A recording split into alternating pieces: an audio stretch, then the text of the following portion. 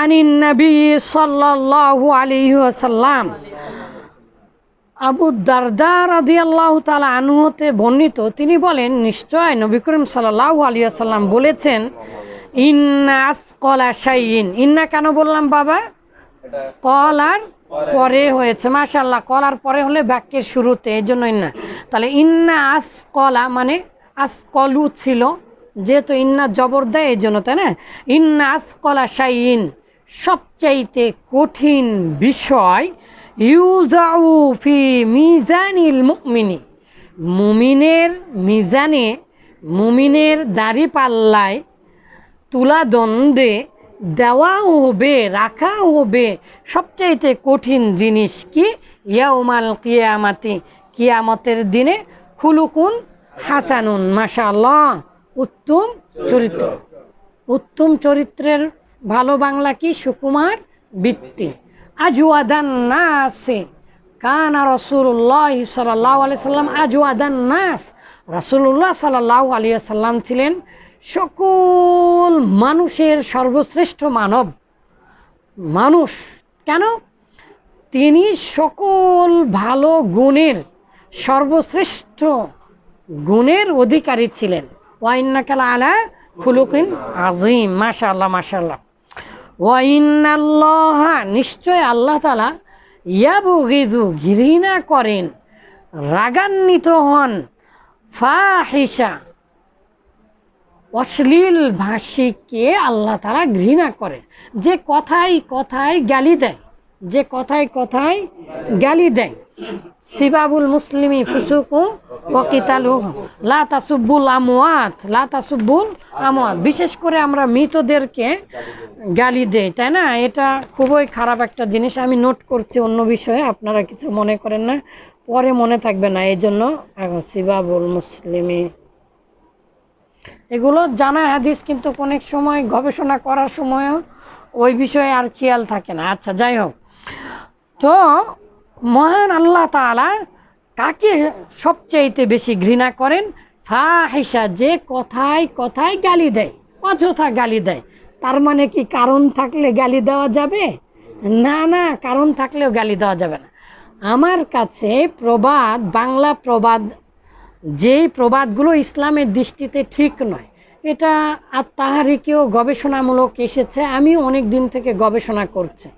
তার মধ্যে জ্ঞানীমূলক প্রবাদ আছে আমাদের বাংলা ভাষায়, যেমন তাল ফল না কি যেন ফল, তালের পিঠা বড়ই মিঠা, কিন্তু তাল ছোট কচি থাকতে যত স্বাদ লাগে, তাল পেকে গেলে অত ভালো লাগে না। বিশেষ করে কোনো পাখি বা বাদুর বা কেউ তাল খেতে পারে না, আম জাম কাঁঠালের মতো খেতে পারে না। এই জন্য পশু পাখিরা কি বলে? তাল ফল না কি যেন ফল। দেখেছেন, একটা প্রবাদ গালি দিয়ে বানিয়ে দিয়েছে। তো কত বড় নিকৃষ্ট মনের অধিকারী, বলে কচু খা। হ্যাঁ, আরে বাবা, কচু খাওয়া তো অনেক ভালো জিনিস, আয়রন আছে, অস্কালেট আছে, কোথায় পাবেন এগুলো? কিন্তু কিভাবে এগুলো প্রবাদ বাক্য আকারে করে ফেলে দিয়েছে। যাই হোক, এই জন্য ইবগিদুল ফাহিশা, অশ্লীল ভাষীকে আল্লাহ তাআলা ঘৃণা করেন। ওয়াল বাজিয়া বা ওয়ানি আল বাজিয়া, এবং প্রগলভ, ভালো বাংলা বলেন বাবা, প্রগলভ, বাচাল, অযথা কথা বলে যে, মিন হুসনি ইসলামিল মারই তারকুহু মালা ইয়ানি, এটার অনেক অর্থ, কিন্তু সবচেয়ে অন্যতম একটা ভালো অর্থ কি বাবা বলেন তো? অনর্থক, যে কোনো, যেখানে নো নিড, নো ইন্টারফেয়ার, প্রয়োজন যদি না থাকে সেখানে কি করতে হবে? ইগনোর করতে হবে, তাই না? তো ঠিক এরকম অযথা কথা বলা, তাহলে আল্লাহ তাআলা ঘৃণা করেন যে গালি দেয় এবং যে অযথা কথা বলে প্রয়োজন ছাড়াই। এখন আমরা যে সারাদিনই প্রায় কথা বলি বিভিন্ন কাজে, বিভিন্ন দায়িত্বে, তাহলে কি হলো?